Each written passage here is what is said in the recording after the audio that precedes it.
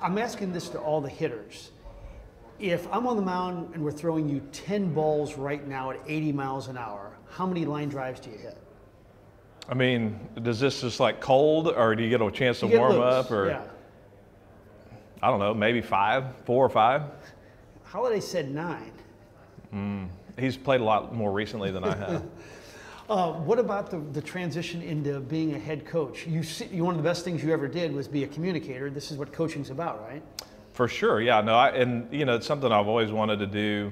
Towards the end of my career, my favorite part of coming to work every day was getting to talk to the younger guys and just, you know, try to help them along with their baseball life, the whole thing. So being a coach, especially at the college level, I get to incorporate that, and I'm having a blast. Why college instead of the major leagues? I'm just, you know, for one, the schedule, the college schedule, you kind of get to stay in one place. There's not as much travel. But really, you know, the major league game now has become so about the individual player and less about the team. You know, everybody's got like every person is their own franchise, so to speak. And, you know, you don't get as much of that in college. The guys still play for the name on the front of the jersey, not the name on the back. So it's the highest level you can go where that's the case, and that's why I like the college game. And what do you think of what's going on in the major leagues, home runs, strikeouts? Well, I mean, you know, I think first of all, the athletes are incredible. Like you look at these guys, the way they train, the way they take care of themselves. You have a better athlete than you probably have ever had in the history of the game. That said, I think there are some real misconceptions about what a good hitter should do and what it should look like. And as a consequence, you know, you see a lot of the all or nothing type approaches, which, I mean, I just don't think it's good baseball. It may make you a lot of money, and so I guess it just depends on what your objective is. If your objective is to create as many highlights and, you know, make as much money as you can, then it's probably effective. If your objective is to play good, solid, winning baseball, I don't think it's good. Why were you an on-base machine from the moment you arrived? All those great walk totals. Well, I think one, I just had a good feel for the strike zone and was pretty disciplined. I think my swing allowed me to get a good look at the ball. I didn't have a swing that I had to start real early with. It was pretty simple. It was pretty flat, you know, meaning it was on plane a long time. So again, that's one of the things, just it kind of ties into the previous question. I think the mechanics that are being taught now on some levels are not conducive to high on base because it's such a swing and miss proposition. You lose the ability to foul the ball off. You know, guys aren't hitting the ball the other way as much. You know, they're not letting the ball travel as much. So all those things make it harder to get on base consistently, but it was something that I always prided myself on. You know, I wanted to be a tough out, and that was what I looked at myself. I didn't think of myself as a home run guy or a power guy. I went to the plate thinking, don't let this guy get you out, and a walk is a win in my opinion. We're asking everybody 5 standard questions. How many times have you watched Game 6? I've probably seen it 10 times. What was that night's sleep like? I mean, it was not much because we finished up late and we had Game 7 the next day, and of course the nerves are still there, so it was a little tough to sleep. What was the single most nervous moment of that game for you? When I was in the dugout watching the inning develop, the 11th or 10th inning develop, and knew that it was just going to come down to my at-bat, that was the most nerve-wracking. How often do you wear the ring? Never worn it. Do you feel in your heart you played in the greatest World Series game ever played? Oh, 100%. Yeah, I mean, definitely. I mean, of course, there have been many really good ones, but definitely in the top 4 or 5. Yeah. So when people think of Lance Berkman, they think of Astro, but this is where you won your World Championship. What do you think when you look at your career?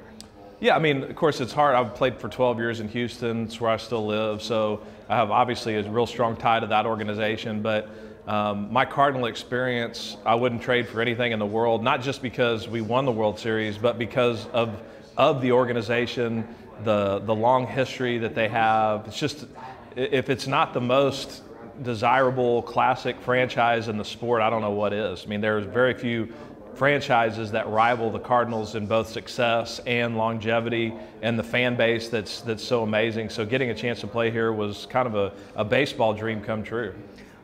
When LaRussa made the announcement to you guys in the weight room after the parade, your reaction was what?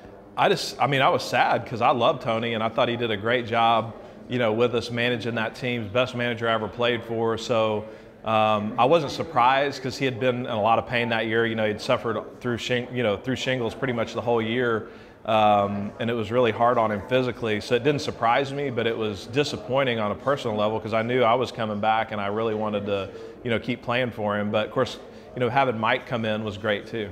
Could you razz Tony? I mean, I know young players couldn't, but could you kind of needle him? Like, what would you do? Well, I don't remember.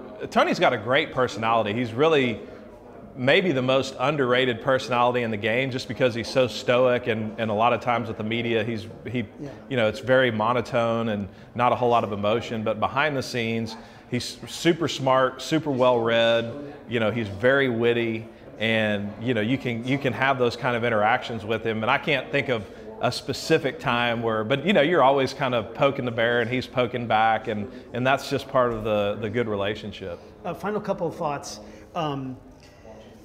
You are a part of one of like the best stories ever when you were playing baseball at Rice and it was a ball hit to the outfield and there was a paper bag. Can you tell that story one more time? Yeah, I mean, so it was my sophomore year. We were playing at TCU, and I was playing for Rice. I was playing out in left field. The wind was blowing that day, probably 35 or 40 miles an hour from right field across to left. So it was blowing right across my face from left to right. And they pinch hit a big left-handed hitter. He hits a real high slicing fly ball. I thought it was going into the left center field gap, so I turned to left center. The wind caught it, pushed it to the line. I realized, oh man, I got to make an adjustment, so I kind of ran a little circle and started chasing it. It seemed like the harder I was running, the further and harder the wind was pushing the ball away from me. But I got to the point where I thought I might still have a chance to catch it. So I dive, and I go sliding into the corner, and I missed the ball by probably a foot, 6 inches, something like that.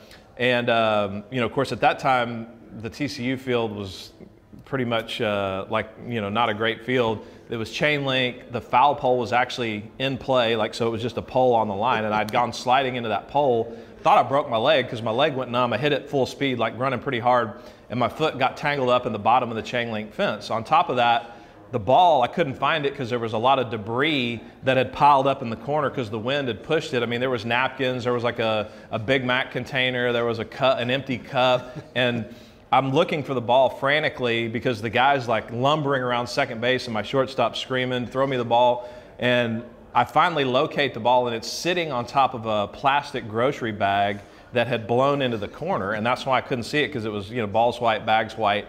So I go to grab the ball, and when I did, I grabbed part of the bag with the ball. So now it's like blowing like a streamer in front of my face, and I knew I couldn't throw them both. So like I shake the ball and the bag comes loose, and I kid you not, I go to throw it and the bag blew around my head and came right in front of me. And when I let the ball go, it hits the bag, goes right in it, and the ball goes like 10 feet.